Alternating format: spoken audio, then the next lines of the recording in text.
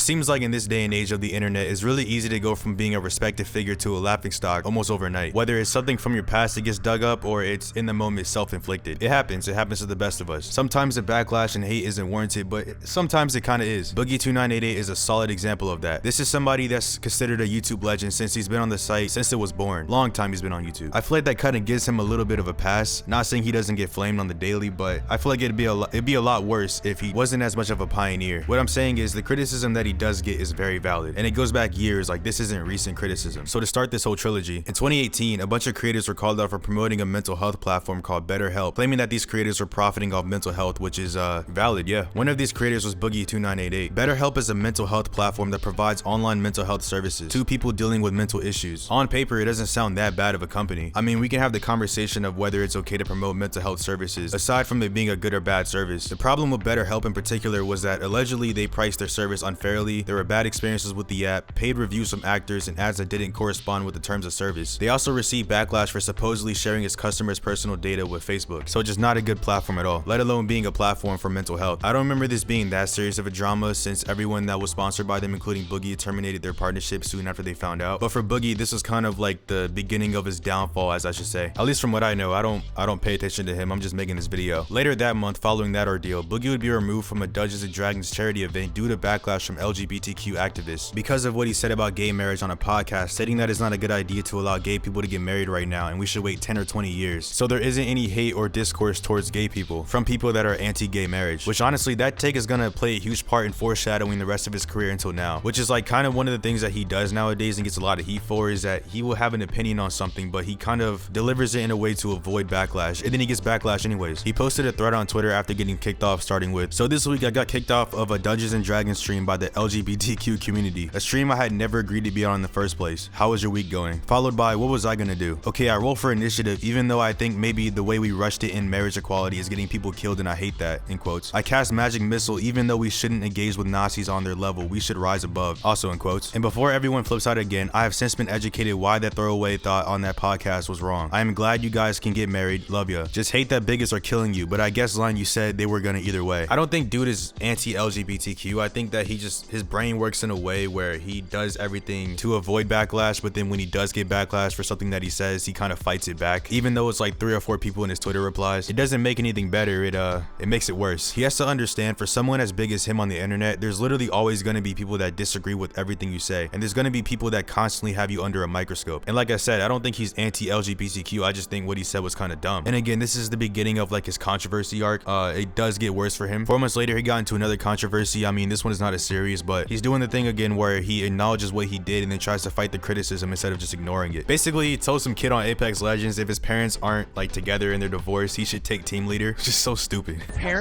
Are your parents still alive by chance? Here we go. Ready? Yeah.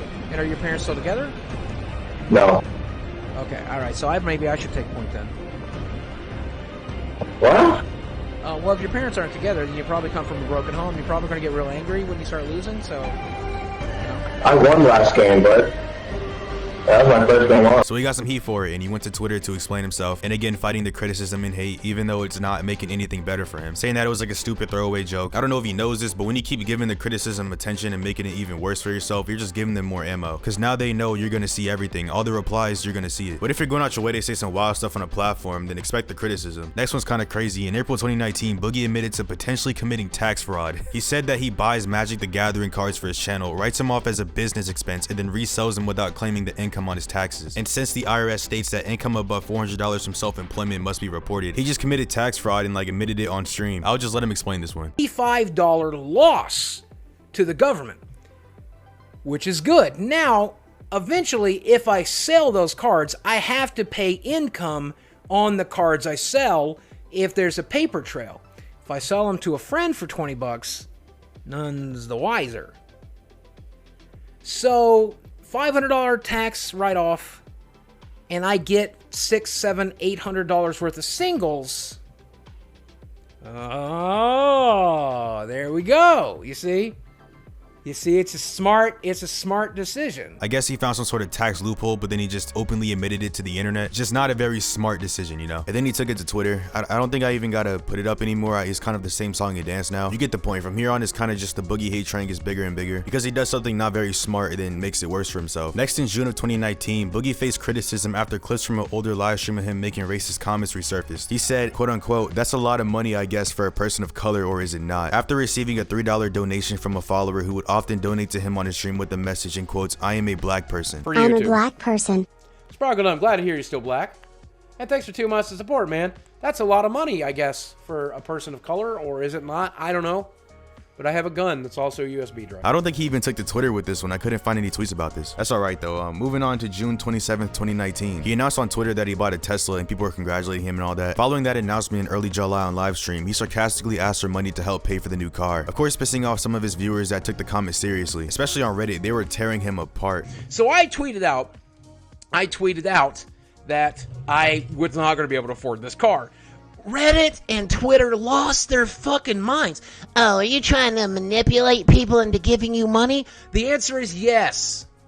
Give me some money. Also, no, I just realized that when I got home, the car was fucking expensive, and I didn't realize. But the problem is, I was there with Jesse. Jesse was buying the car anyway, and Jesse's like, "Boogie, treat yourself." I'm like, "You're right, treat myself." With all the criticism from his comment, he felt prompted to clarify that he did not actually purchase a car, but only put a down payment on it, then canceling the order as a result of the backlash. Another Boogie L. So he got rid of the Tesla because he couldn't afford it, and the internet found out after he started begging for money from his viewers to be able to pay for the car. Somebody convinced him to buy it, and then he realized he couldn't afford it. That's tough. But it gets even worse for him because wait until you hear this one. About a month and a half later in August of that year, Boogie tried to fight against his internet trolls, making a very controversial statement yet again, just like every other time, making him look bad at the end. And I think it's one thing to say something controversial knowing that you're gonna receive backlash and a bunch of hate for it, like if you're making a valid point about something. But for Boogie, he just says something really stupid, like it just doesn't make any sense. And I guess he expects one reaction but then gets the complete opposite. But on stream, he says some outlandish stuff. I'm gonna just let him say it for me. But I want you to know,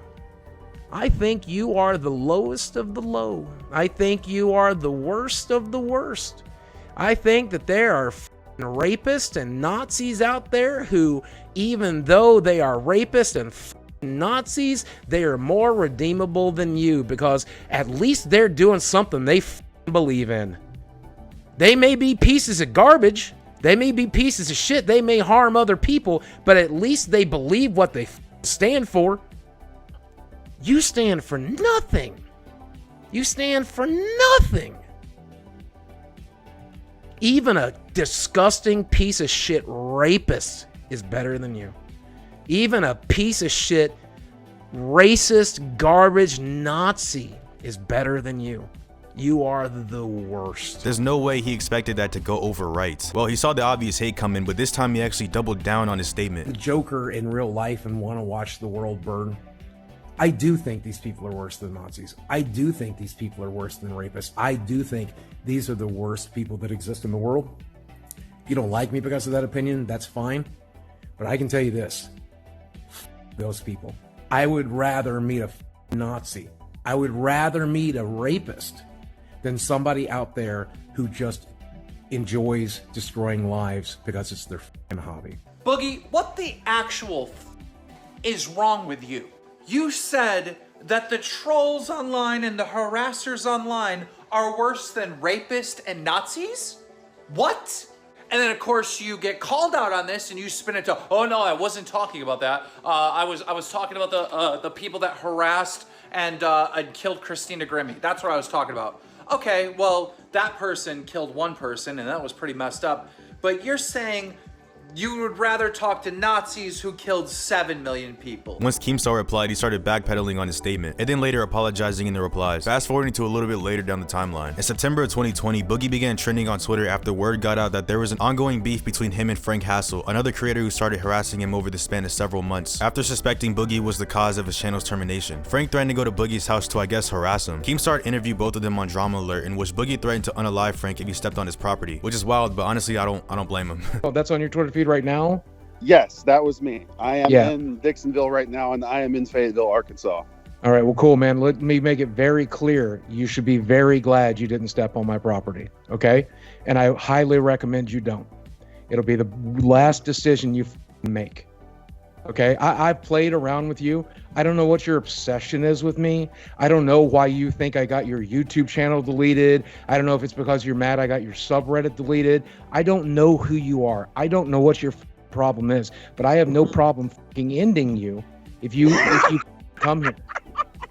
Okay. The next day, Hassel showed up to his house with the GoPro, recording and harassing Boogie, just being obnoxious. Boogie then pulled out a revolver and then fired it in the air after Frank refused to leave. Hassel eventually left and the entire incident was caught on camera. A police investigation was launched shortly after, and on May 7, 2021, a warrant was issued for Boogie's arrest on a charge of aggravated assault. Boogie then turned himself in on May 12 and posted a $5,000 bail. And then on March 7, 2022, Boogie announced that his case was settled on a deferred adjudication. The most recent thing going on with him right now is after supposedly being up good on his crypto investments last year, he lost a lot of money over time and is now begging for donations. I guess whatever currency he invested in tanked, and now he's like down bad poor. People told him to just get a real job, and he took to Twitter to reply to the criticism saying, "Hey guys, I've decided to take the internet advice and get a real job. Any company out there want to hire a felon who is disabled, who can't do physical labor and is mentally ill, with no degree and no work history for 20 years, who has an insanely bad reputation online." He always tries to make himself to be the victim in every single situation, and then like to get people to sympathize with him over the internet. Even if he's not being like overt with it, you can tell he wants people to be sorry for him. I don't think he really has like a problematic reputation online. He just says some dumb things that backfire on him. His reputation is more so laughable than bad. We've seen some people with genuinely bad reputations online. I think Boogie is a good guy that just has bad judgment calls on the internet. Moral of the story for this video: think before you act. If you make a bold statement, just be ready for someone to disagree. Don't go looking for pity points on the internet, and don't make dumb decisions like Boogie2988 does, especially if you have a platform. And that's it for me. I hope you liked the video. Like, sub, comment, and bye.